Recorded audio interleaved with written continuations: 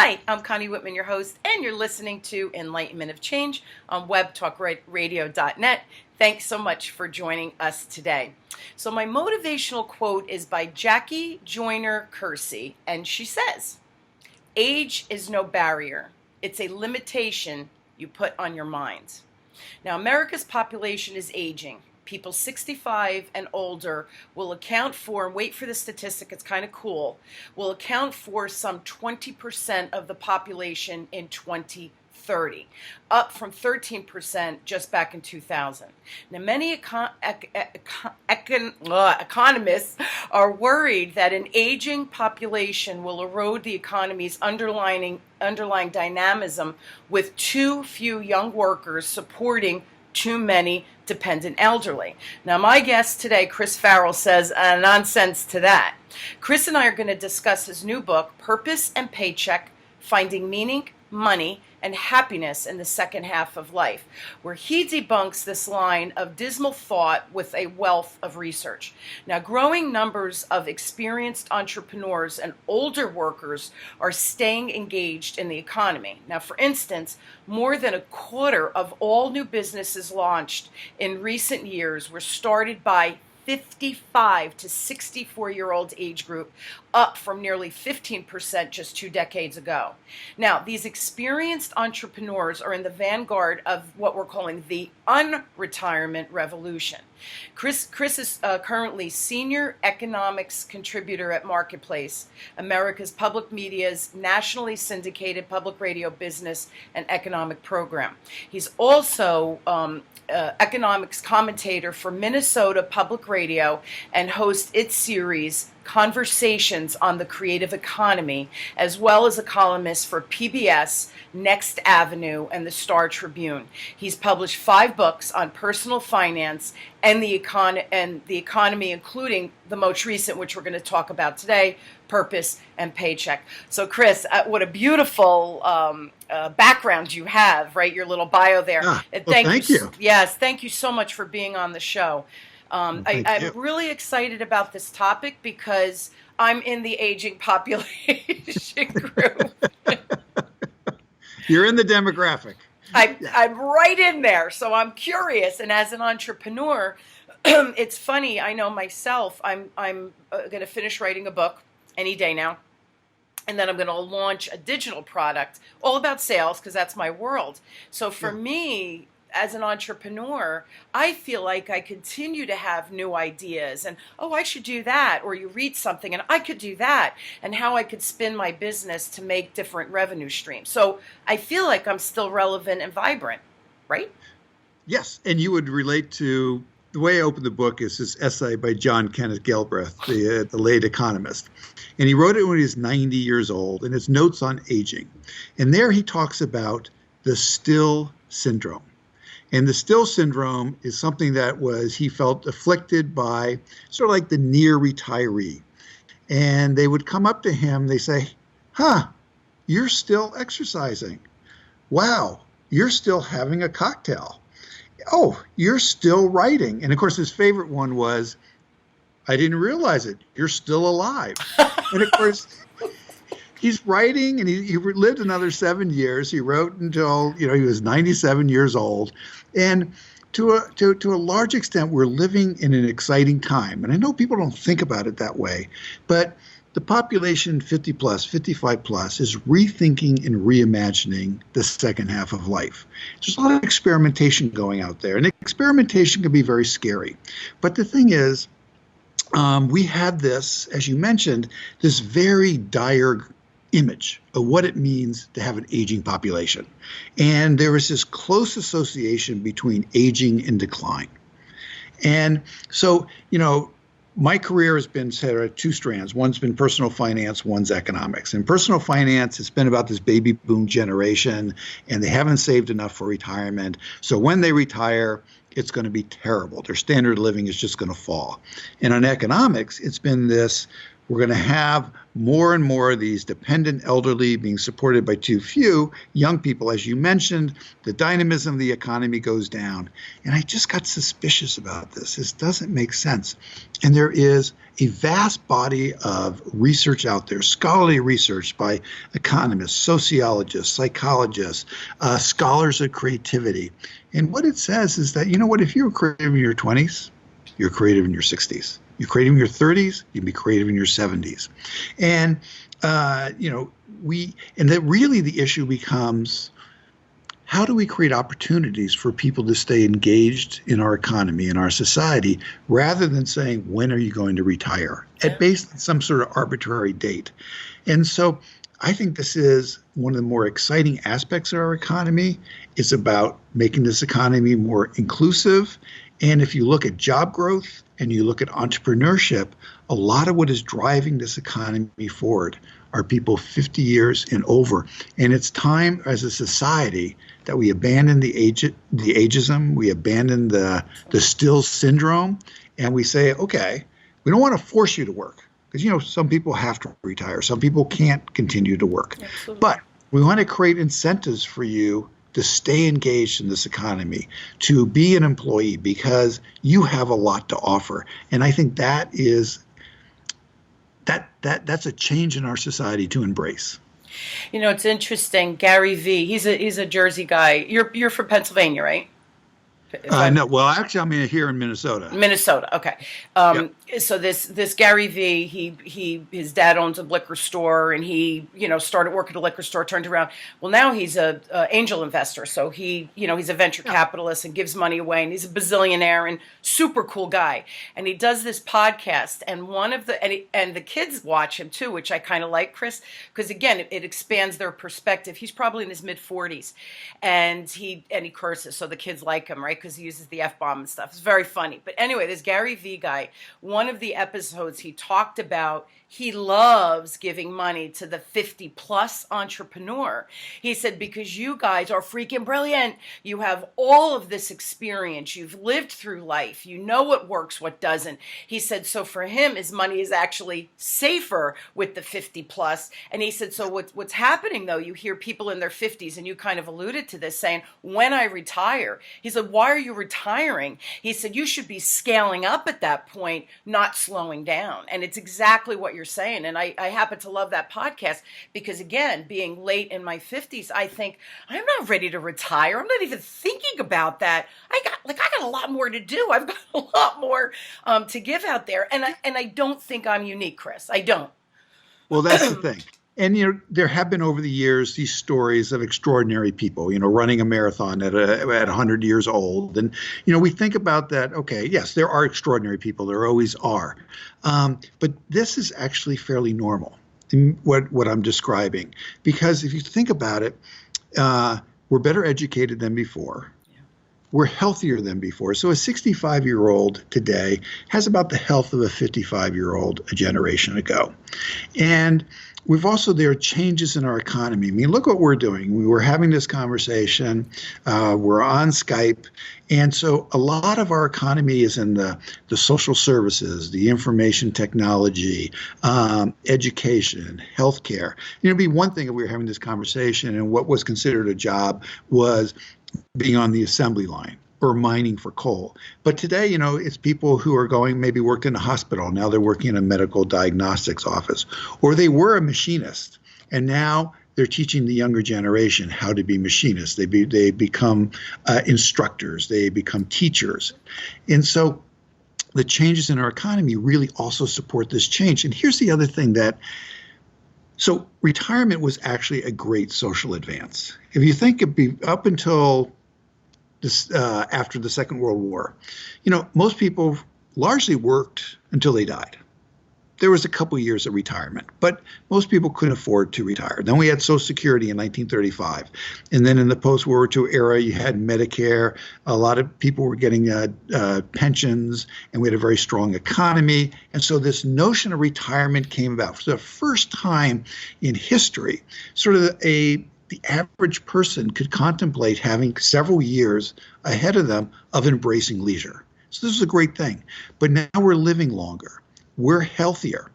And the notion that you at some arbitrary age 60, age 62, age 65, that you would say goodbye to all your skills, all your knowledge, all your experience, and not tap into that again for the rest of your life, that's not attractive to people anymore, because we all want to be useful. And one way we be useful is, we use our skills. And the thing is, people don't want to be working necessarily 40 hours pay, 50 hours work, right? No, you want some flexibility. You want to be maybe part-time. Sure. You might be self-employed. It's people do different things. And the other change that has happened is that people need a paycheck, because I have to tell people life is expensive. Kids are expensive, homes are expensive, college is expensive. And the notion that you're going to work 30, 35 years and you're going to be able to save enough to live off for another 20 to 30 years isn't realistic. And so that's why I call it purpose and a paycheck. You want, as you get older, I'm at the age, you can see I have white hair here. So I'm at the age, and it's a very exciting thing where, young college graduates will come to me and they'll say, can I have an informational interview? And the conversation will be, look, I know what a job is, but what is this career thing? And these are wonderful conversations because they want to be financially independent, but they want to do something that they believe in, something that they feel good about, something that they're making this world a better place. And these are wonderful conversations, and I'm sure you have them too. And you encourage that, yes, you need to be financially independent, but don't abandon your idealism. Now I have a lot of conversations with people who are 60-something, informational interviews. It's the exact same conversation. It's about, I need to continue to earn money. I need to have that money coming in. But, I'm at that stage of life where I want to be giving back. I want to be doing something that I feel proud about. And not everybody can achieve that, but that is a goal to work for. And so it's the exact same conversation. The only difference is that if you're a young person, time is infinity. You have forever ahead of you. If you're in your 60s or 70s, you do think time is precious and I need to, make some steps now. But that is really, excuse me, that's the conversation that we're having. And a lot of times I get this question, Chris, do people need to work, i.e. bad thing, or do they want to work? Okay, that's a good thing. And my answer is always the same. For most people, it's both. They need that paycheck. They need that income, but they also want to do something that they feel good about. And that is something to be applauded. And that is something to be encouraged. Absolutely. And it's interesting, as you were speaking, I was thinking, my dad, immigrant, right, from Italy, came here and his 19 or 20 years old, brought his family over, the typical, immigrant story. Right. And he was an engineer here in the United States. And so I want to say he was about 74 years old, Chris. And colleagues of his reached out to him and said, hey, we want to create this tape measure that when you pull it out, if you've ever done handiwork around here, you pull the tape measure, and if you're working alone, it tips over. So they said, we want it to come out, but hands-free. You can mark and do what you have to do. So my dad's like, easy peasy, creates this model for it, right? They patent it, the whole thing. Nothing ever happens with it. Well, he's 89 years old now. Maybe about 4 or 5 years ago, Sears bought it, and then Craftsman bought it, and now it's out on the market. It's called the Sidewinder. So he received his little check. Of course, God bless, my parents don't need the money, so he gave money to the grandkids, took us out. We had this wonderful dinner. He was in his 80s when he got paid for a patent. He did when he was 74. So everything you're describing for me, like retiring, and my father never, now obviously he's retired, right? He doesn't work, but he never stopped working, probably well into his 70s, because if someone called him and said, hey, John, can you create this? He was like, yeah. And he still had all the machinery downstairs to create the prototype for whatever it is that they were trying to bring to market. Again, it's not like he lost that engineering mind and people knew his capacity and capability. So why wouldn't we continue to do what we're good at? And this is the other thing. My dad needs to use his brain, his mind. It brought him pleasure. He was so proud. They patented it, and then the patent got sold. And, we were telling everybody, and he was embarrassed because he's a humble guy. We're like, you're freaking brilliant. You're 80-something years old selling a patent. I maybe because I was brought up with that mentality of entrepreneurship, but also keep rocking while you Yeah. can, because you have the capacity, and you certainly always want to create and give back. It's good for self when your brain is working like that, right? Yeah, very much so. And part of it is also, the underappreciated aspect of work is that it's a community, right? So Mm-hmm. some former colleagues or people knew who your dad was. They call him, they have conversations. You have to answer that conversation. You got to think. And so, about a big part of work is this is a community. People care whether you show up, you gossip, you have coffee, you dislike some people, you like some people. It's a community. And it's very important because many people find that when they retire, they don't have that large a community. And it's actually a lot of work to recreate new communities. And that can be a wonderful thing, but not to underestimate this community aspect of the workplace. Yes, it's an income, but it's also a community. And when they do these surveys of people who have fully retired, what do you most miss when you look back? Money is on that list, but it's not at the top of the list. What's at the top of the list of every single one of these surveys are colleagues, suppliers, vendors, the people that I talk to. And you're absolutely right. Part of, it's very hard to separate. Do people who are working longer, are those the healthier people? Or does working longer help keep you healthy? And what the research is really showing is that working longer can improve your health for just the reason you got to get up in the morning, you got to get dressed, you got to brush your teeth, take a shower, you got to get yourself to work, and then you got to learn a new piece of software, or you got to learn some sort of reorganization. And you just, but you're using your brain, you're talking to people. And so there can be real health benefits to work. Now, again, as I want to emphasize, many people don't want to be working full time anymore, and because they got other things to do, and that's a good thing. But they want to stay engaged, and they need that money. But it's also, there are the health benefits that come from staying engaged. Just as with your father, he's got these colleagues who turn to him. He shows them what he's doing. You get an interaction. This is what keeps, Poirot says, the little gray cells going in the Agatha Christie series. Yes. You keep those little gray cells going. That's a good thing. Yeah, and it's so funny when you were saying that. I think working helps keep us young because you are using your brain and the synapses and all of that. Your brain, just like your body, is a muscle. We want to keep using the brain and do something. And I agree with you. I think some people are very much looking forward to retiring. Perhaps they never found their calling, or perhaps they're not, charged up about whatever it is that they're doing for a living. And I get that. I totally get that. But if you love what you're doing and it's truly your purpose, like I know I'm living my purpose with what I do with my business and the people I engage, and I want to change the world. Like that to me is the core of who I am.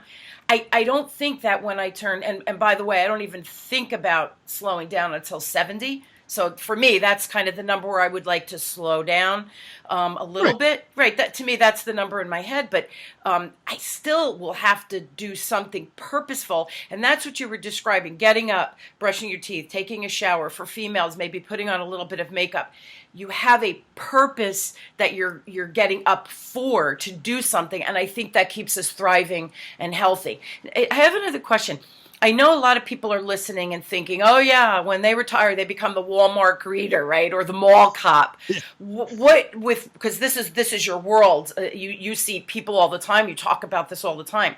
What do you really see people in their, let's say, 60s and 70s after they choose to slow down? What do you find that where are they landing?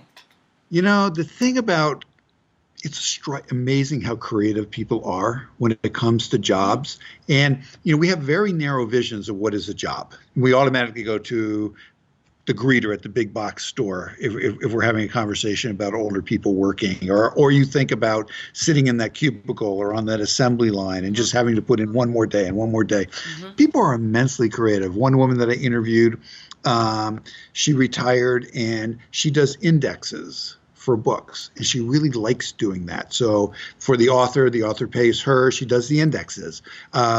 Another gentleman that I interviewed, he part-time waxes skis for the racers in Park City, Utah. Cool. Because he lives there. John Kerr, who's just a wonderful man, kind of a inspiration to all of us. He worked for 4 decades at WGBH. He retires at age 65.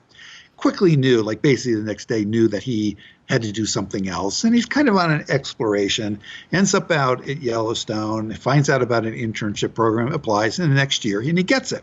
So he's the world's oldest intern at Yellowstone, and he's talking to the guests on the Yellowstone about the wolf restoration program in the Lamar Valley. And then he applies and becomes a park ranger. And he's now in his early 80s. So, and I talked to him earlier last year. And so early 80s. So he's still a park ranger in Yellowstone from May through September. And then for family reasons, he goes back to New England for the rest of the year. And as he emphasized, he loves what he does. Of course he loves what he does. But he said, that paycheck, it also helps to get that paycheck. So again, that's that purpose and a paycheck.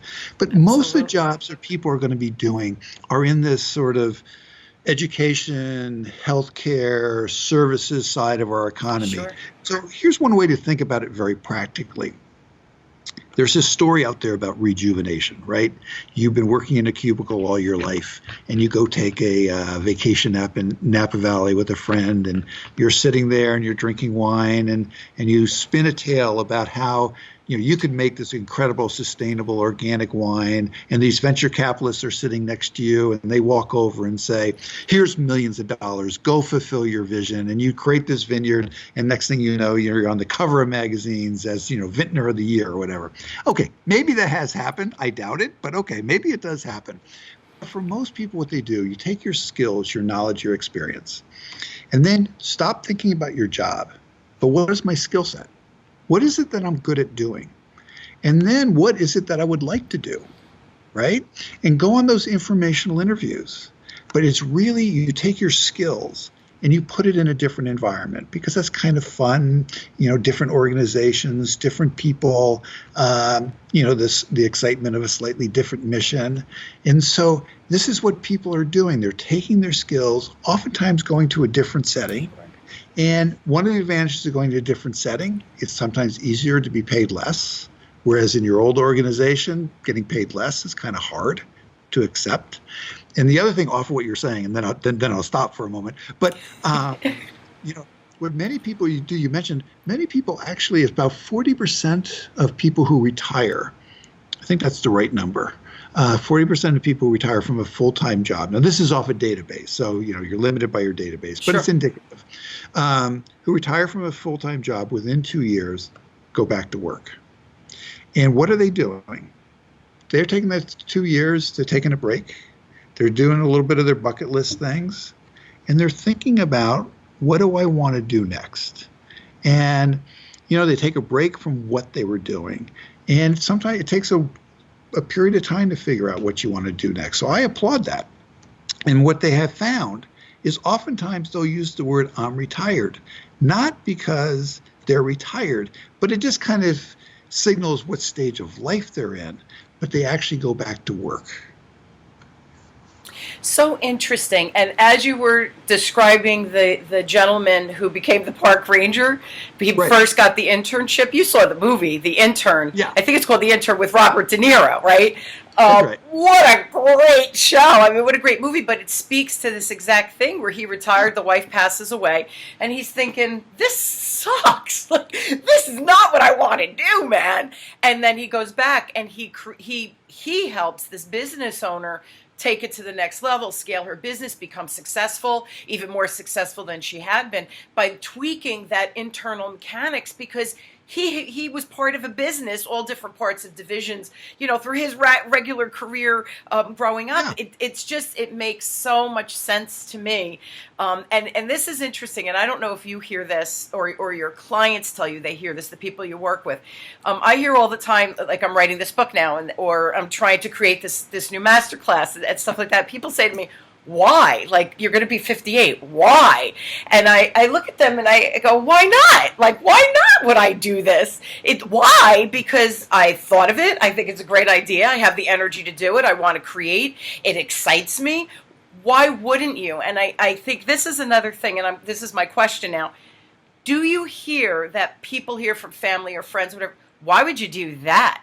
You've worked your whole life. Why don't you sit back and just relax now? Do your again, your clients, the people you work with, do you hear that a lot? That people almost criticize them for wanting to do something? Oh yeah, people hear it all a lot, and they hear it in different ways. That they hear more from relatives or friends or people they know. One of the worst words in the English language is when someone goes for an interview, a job interview, you're overqualified, which is another way of saying, why would you want this job? And ageism is really real here in the United States. I mean, it's just there, and people have these sort of bizarre expectations, and you have to fight them. Now, the good news is, if you look at the labor force participation rate of people 55 and older, 60 and older, 65 and older, 75 and older, it's been going up since the early 1990s for everybody. And it's really quite striking. And as you mentioned in the introduction, more than a quarter of all new businesses are formed by the 55 to 64-year-old age group. So there is some movement. And in this tight labor market that we're in right now, I think there is a reevaluation of your experienced workers and the value that they bring to the company. But yes, a lot of this is people are having to do it on their own. Although there are organizations in so many parts of the country now, this is a grassroots movement and sort of helping you think to find a job. And I always go back to the practicalities of, finding a job, because I think this is, and what the book does, I think this is really good for the economy. I think it's really good for our society. And we have these silos that are breaking down. So the silo is you go to school, you work really hard, you stop working, and you embrace full-time leisure. That's kind of been the model. Yes. But that's breaking down. It is completely breaking down. So now what you're seeing is that people are continuing to work well into those traditional retirement years. So a lot of times they want some education. They want some additional skills, very slow to adopt. Some of them are starting to, though. Community colleges in particular are very responsive to their local community. Absolutely. And so I think what we're seeing is my youngest is 27 years old. I don't know how that happened. But anyway, he's 27 years old. When he is 50, he's going to have a very different view of the second half of life than I did when I was 50, right? Because he will think nothing about going back to college and university for a period of time to get some sort of certificate. And the college and university is going to be offering those kind of certificates. Definitely. So the older person coming into a college or university isn't just going to be going to the Renaissance history class that you never took when you were younger, which, by the way, those classes are wonderful. They're great. They're engaging. Sure. But you're going to take that Renaissance history class, but they're also going to come back because I never quite learned whatever is going to be XL in 20 years, and they're going to learn that program, or they're going to, be able to learn how to do some sort of fundraising, or they're going to learn something. And so we're breaking down these silos, which means through the course of your career, there's going to be a lot more change. Sometimes you're working for a for-profit, sometimes for a not-for-profit, Sure. sometimes, self-employed. And I think this is exciting, but it's a period of experimentation. And what's hard is that, just as you're describing, society's putting a lot of limits on people. And also, we put limits on ourselves. We kind of think, well, I'm getting to be 60. Sure. When should I retire? Instead of saying, I'm getting to be 60. I've been doing this for a while. What do we want to do next? And I think that's the question of our age. Yeah, and that goes back to my quote, right? We put the limitations on ourselves, and I find that sad. I just find that sad. And maybe I think like a bigger picture. That's who I am. I zoom out. I could see things from a big scale. I'm not good with the detail. But maybe because of my dad and the way I was raised and the way he lived his life, you see it's learned behavior.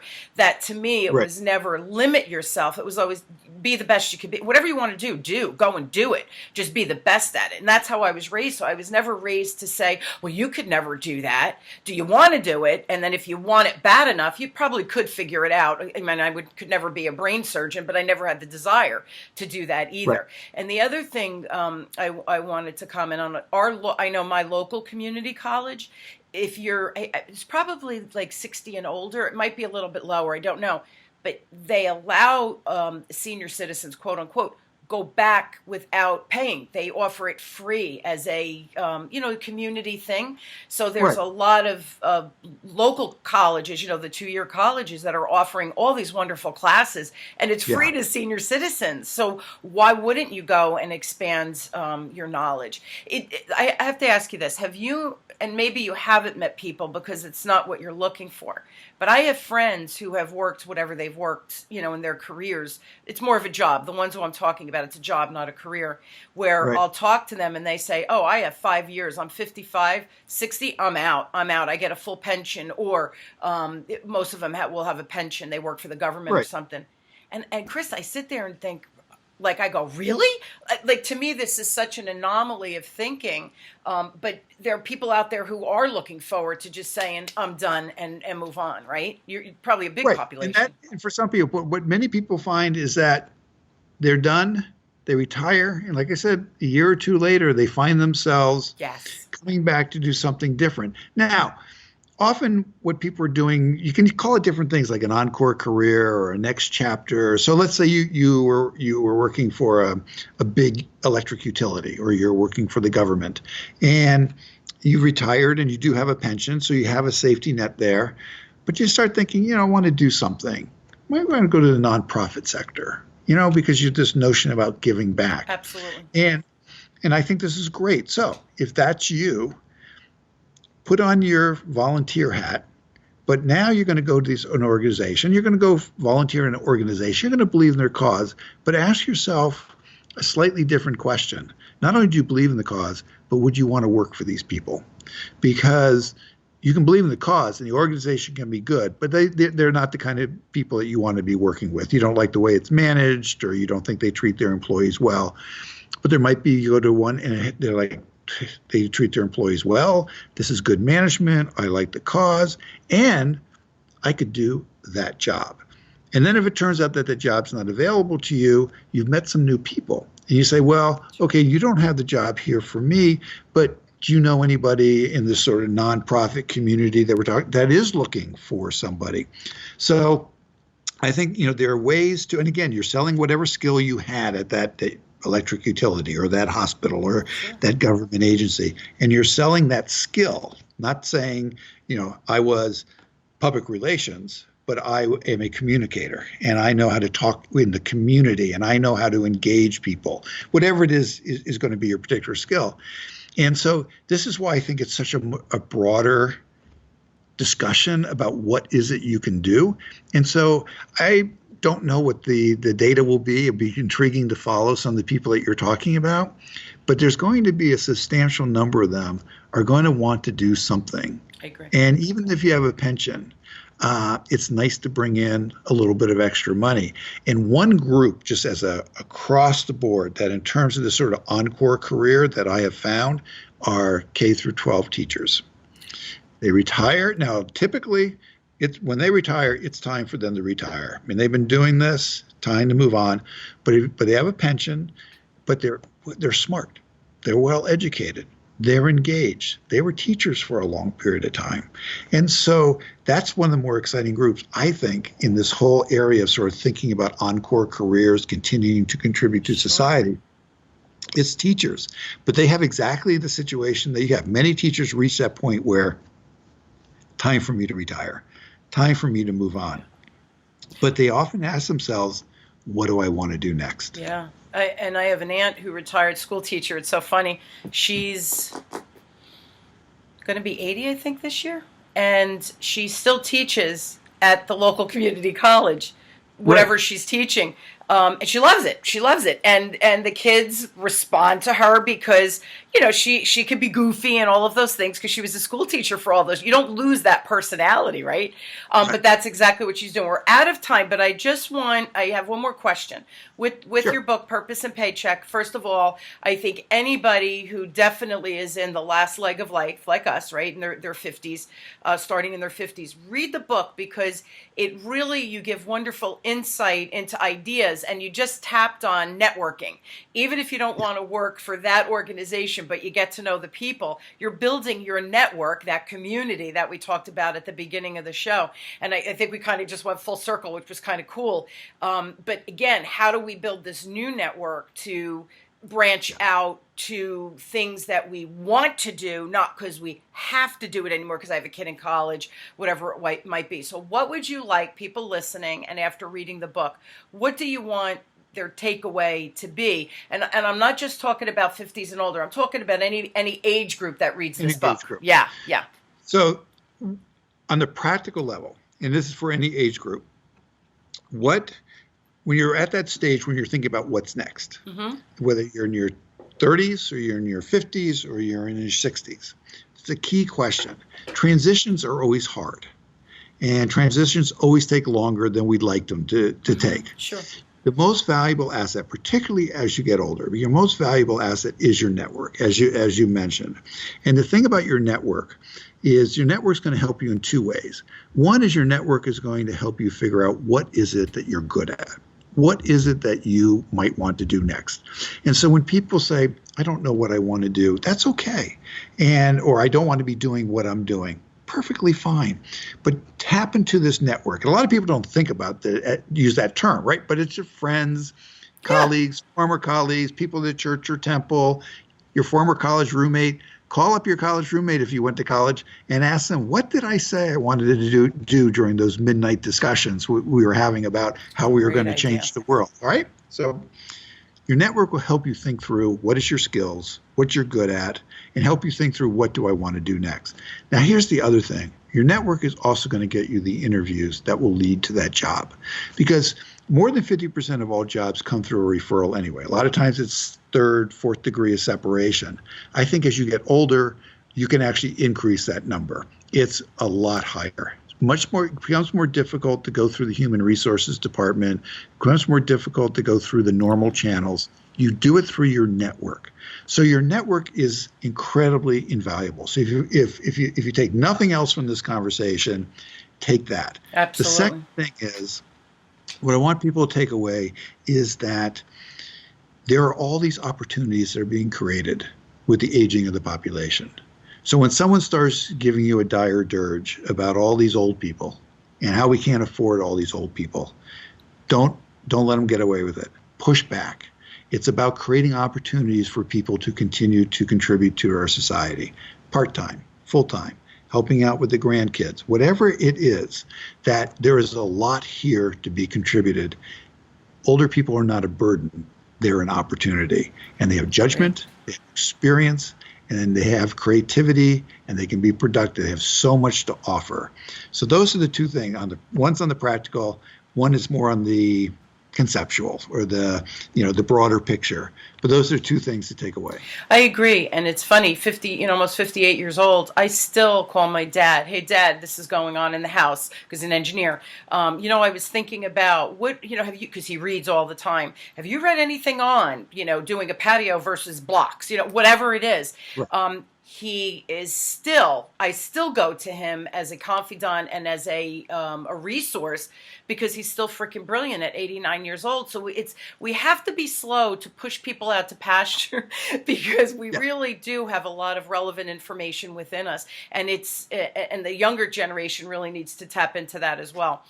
Chris, thank you so much. We're out of time, but I do want to give the name of the book again is Purpose and a Paycheck. Again, just like we discussed, yes, we want to have purpose, but that money is always a nice thing. It's always a nice little secondary. Yes, it is.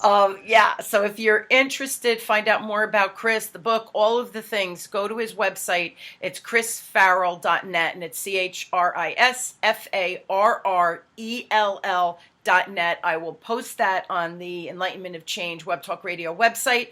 people commute with us, Chris. So when they get back to their office, they could just go find the link and get the book and find Chris. Guys, my partner and I are still offering our free communication style assessment on wisdomdecoded.com, right on the landing page. And you get your little report, tells you about your strengths, tells you about your little blind spots. And it really helps, I think, it helps you focus on what are my strengths, just like we're talking about today, but what are my strengths specifically with my communication skills, and where do I have blind spots that maybe I need to either be aware of or develop. So check that out again at wisdomdecoded.com. Chris, thank you so much. The book's amazing. I think everybody should read it. And what we talked about right at the end, the network, it for the young and for, people in the last leg of life like us. Our network is really important to our sustainability, I think. So thank you so much for all of your insight and for writing the book. Just amazing. So thank you. Yeah. Thanks a lot. Thanks for having me. Oh, real pleasure. This is a lot of fun. Good. I guess because of my age group too, it's very timely. So I certainly enjoyed it. I hope you guys will join me weekly as we question, build, and discover together how to challenge and grow our skills. In this case, talking specifically about skills. But change is inevitable. Deal with it. Grow with it. Challenge yourself and make things happen as possible. And I do hope that my show brings you guests like Chris who have these wonderful books out there, these wonderful tools and resources, as well as my communication style assessment, the conversation. It's all a resource for you to figure out how to navigate this life of change and do it hopefully with grace and ease and maybe being inspired along the way. So again, thank you so much for joining me. You've been listening to Enlightenment of Change with me, your host, Connie Whitman, on webtalkradio.net. Thank you again to my guest, and I wish you all a wonderful and inspired week. Take care, everybody.